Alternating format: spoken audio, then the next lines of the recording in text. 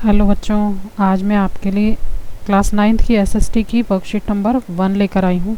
बच्चों, ये आपकी 6 जुलाई की वर्कशीट है और इसमें आपको पुनरावृत्ति करवाई गई है। ठीक है। और इसका विषय मानचित्र है और मानचित्र के बारे में ही इसमें बताया गया है।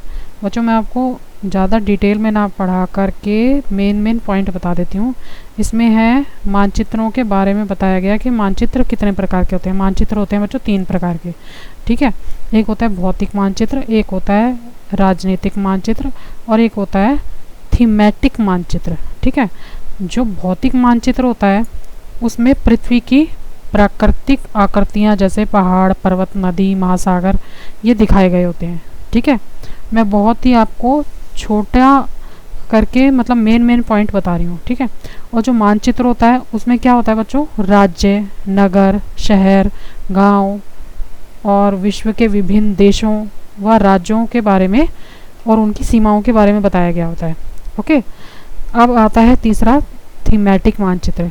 जो थीमेटिक मानचित्र होता है बच्चों उसमें कुछ विशेष जानकारियाँ होती हैं, जैसे सड़कों की जानकारी, वर्षा मानचित्र की जानकारी, वन मानचित्र, उद्योग मानचित्र। ओके।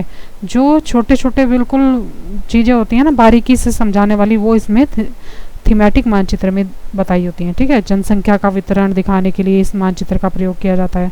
तो इस तरह से मतलब कहने का ये है कि जो मानचित्र होता है ना थीमेटिक मानचित्र, ओके, उसमें मतलब बहुत ही पॉइंट से सब कुछ डिटेल में बताया गया होता है। जैसे मानचित्र के 3 प्रमुख घटक होते हैं, दूरी, दिशा और प्रतीक।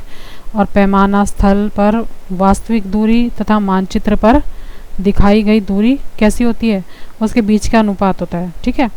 तो इस तरह से इसमें दिखाया गया है। और मानचित्र के ऊपर की जो दिशा होती है ना उसमें दाईं ओर और पूर्व तथा बाईं ओर पश्चिम दिशा होती है। ये प्रधान दिशाएं होती हैं। ठीक है।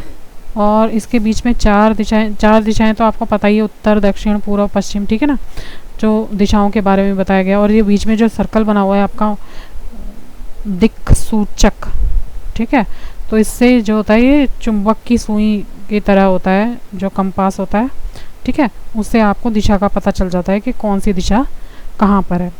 अब बच्चों इसमें मतलब मेन यही बताया गया है। मानचित्र में नीले रंग का पानी, भूरे रंग के पर्वत, ठीक है, पीले रंग का पठारी प्रदेश दिखाने के लिए, हरा रंग मैदानों को दिखाने के लिए इसका प्रयोग किया जाता है।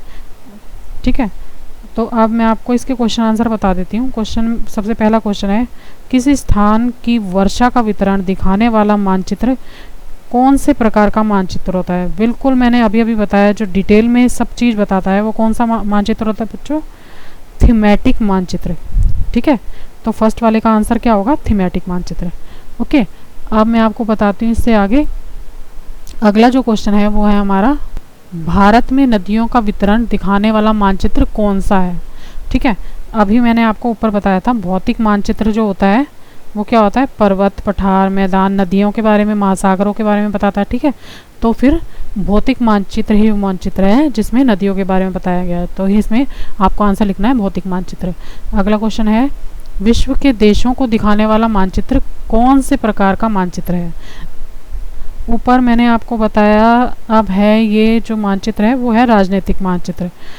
आप देख लो उसमें डिटेल में लिखा है, ये मानचित्र राज्य, नगर, शहर, गांव और विश्व के सभी देशों व राज्यों तथा उनकी सीमाओं को दिखाता है। ठीक है। तो इसका आंसर राजनीतिक मानचित्र होगा। अगला क्वेश्चन जो है वो है थोड़ा सा बड़ा है, उसमें लिखा है मानचित्र का क्या अर्थ है और पृथ्वी के सटीक वर्णन हेतु आप ग्लोब को मानचित्र से बेहतर कैसे कहेंगे।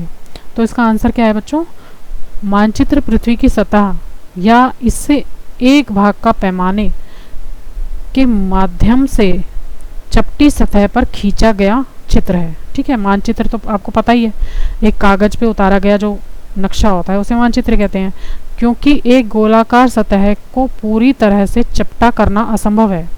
ये ग्लोब के बारे में है, इसलिए संपूर्ण पृथ्वी को समझाने के लिए ग्लोब को मानचित्र से बेहतर माना गया है। ओके। तो बस यही पॉइंट लिख दोगे कि किस वजह से माना गया है, इसी वजह से माना गया है जो इस क्वेश्चन में बताया गया है। ठीक है। क्योंकि कागज जो होता है वो चपटा होता है और जो ग्लोब होता है वो पृथ्वी की तरह, पृथ्वी की शेप के आकार का होता है, तो इसलिए शेप के जैसा होता है, तो इस वजह से वो ज़्यादा बेहतर है। ठीक है, तो लास्ट क्वेश्चन हमारा है, लास्ट क्वेश्चन में बताया गया है, हमसे ये पूछा गया है कि निम्न रेखा चित्र में प्रमुख दिशाओं को दर्शाइए। तो बच्चों ये प्रमुख दिशाएं आपको पता है कौन सी है। ऊपर जो है वो नॉर्थ, ठीक है, नॉर्थ माने उत्तर, साउथ माने दक्षिण, ईस्ट माने पूरब और वेस्ट माने पश्चिम। तो मैंने NESW लिखा हुआ है, आप इसकी हिंदी में अगर आपको जानकारी देनी है तो आप उत्तर दक्षिण पूर्व पश्चिम लिख सकते हो। ओके, तो ये थी बच्चों आज की वर्कशीट। अगर आपको मेरा वीडियो अच्छा लगे तो प्लीज़ मेरे चैनल को लाइक करना, सब्सक्राइब करना। Thank you very much.